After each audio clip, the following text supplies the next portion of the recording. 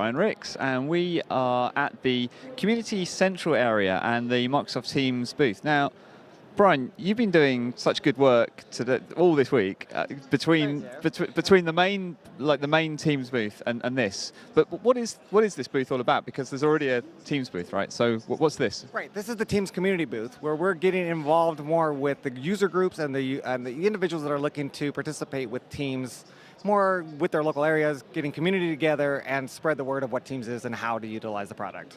And Teams has its own community booth here. There's not that many of them. Is that because the Teams community is the best community? By without a doubt, right? I mean, we were awesome. There was only a couple. We got one. That should say something, right? So yes, we're awesome. That's really cool. So, what can folks do here? Like, why would they come down? What's happening? What can they see? What can they learn? Right. So we're here to educate, right? This is the whole booth's purpose is to show people what is available in their area if they are interested in joining a group. If we're interested in getting your information, we're trying to collaborate and get all of this collected data of what user groups exist in the world today, literally worldwide.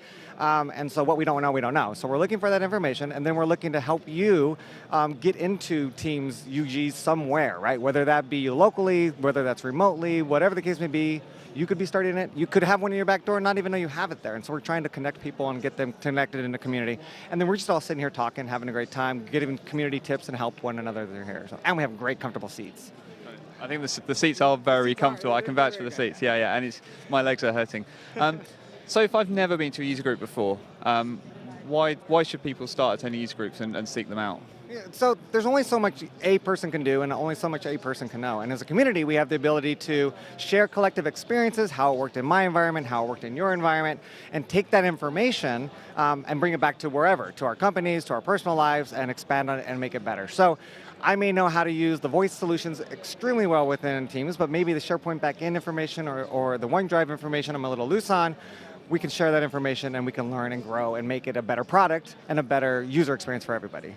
And it's that kind of networking as well. It's meeting people in your area, and so much of our work feels quite isolated sometimes, and remote. So it's sure. I mean, it's definitely a social experience. Teams as an application is a social application, and then a user group by design is a social experience, right? We're not just getting there to listen to lecture. That's not the idea. It's interactive.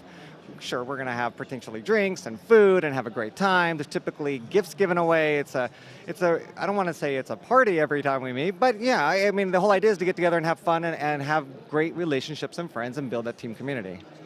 And I heard mention of some giveaways. Bingo, yes. So we are running Teams Bingo, and we still have 2 days left of Bingo.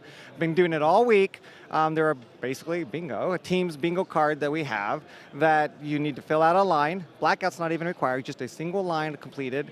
And then we're looking for user information on the back. So there's a form to fill out that is who you are, do you have a users group, do you attend a users group, that kind of information. We're just, again, trying to gather all that information, and then you're entered into the chance to win some amazing prizes. Big, huge giveaways every day. At the end of the day, there's the massive giveaway, and then tomorrow's the even bigger giveaway. So we're giving things like Sennheiser headsets, Logitech headsets, we're giving away Busy Lights, we're giving away jackets, we're giving away anything you can think of, hundreds and hundreds of dollars worth of stuff per hour.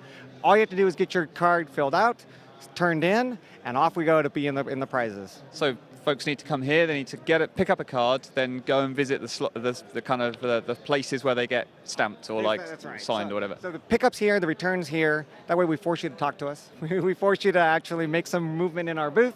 But the majority of the stuff, yes, is over back. It's a great walk. You'll get all of your step counting, go all the way from one end, all the way to the other, come here for us to pick up the card, go back to the Teams area and the vendors, and then back to us to turn it in.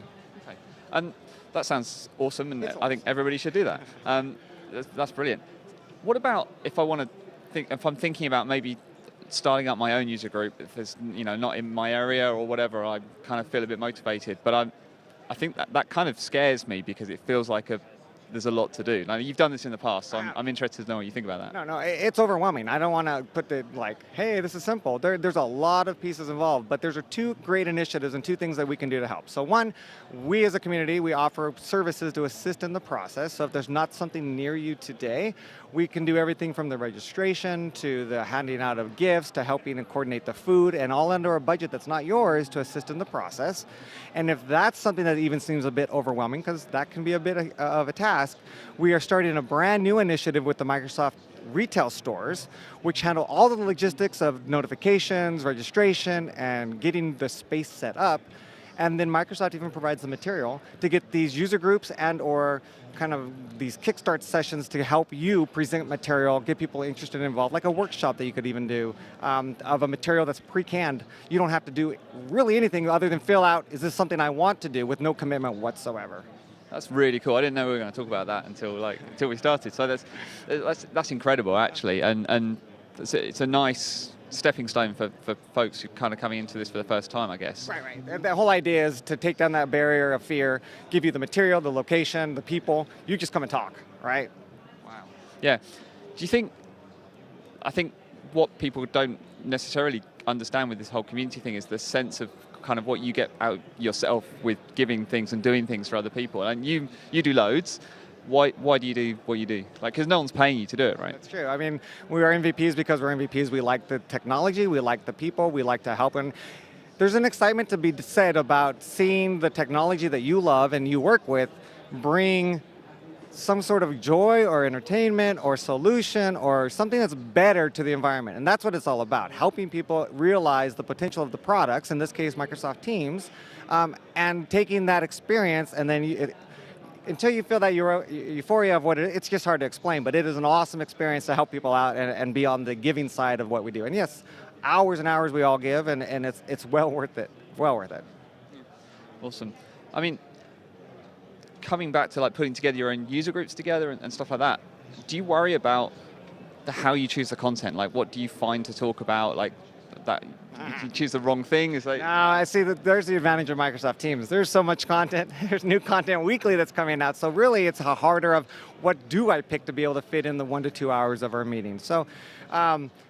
It's key to point out not every user group's the same. Some user groups will meet monthly, some every other month, and some every quarter. It really depends on the community that you're serving, what the needs of the community are, and what the willingness of the community is to meet together. Because the last thing you want to do is make it a burden to be a member of your users group, right?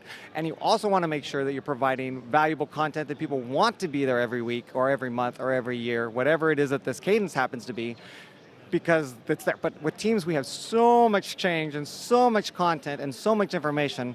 We're blessed that that's never a problem. Awesome, and that's really cool. So what kind of, for you this week at Ignite, what's been the most interesting thing that you found being on this booth? So I think the most interesting thing is how many user groups exist that we didn't know existed. How many people are actually already involved, and actually how many people are interested in starting up or being involved. I mean, it's really, it feels amazing to see how many people are wanting to be part of a community that aren't, and how many are already part of a community and want more. They want to do more. And this booth has got all that information, captured user information to show that, wow, the Teams is more than just a product, right? It's evolving, it's changing the whole way people do work, do life, everything that goes with it, and it's fun to be a part of. Awesome. Yeah, that's really cool. Best moment sort of Ignite so far for you? Because you've been here, but you've also been down in the Teams booth, so. Well, you know, well, I can say the parties, that'd be an easy one to go with, but that's probably not true because the next morning is not always as fun. But I would say that probably being in the Skype booth and here is about equally rewarding. At the Skype booth, we get the information of people that you can tell have just attended the session and they're coming running for information, right? They're looking for more. And if we are here, they're looking for how do I get involved. Both of them were given information. You're expanding on the product, making it become more of a reality in their life and for all of us to experience. So, fantastic. Warren, thanks ever so much for your time. Thank you. We're going to wrap up here. Thank you.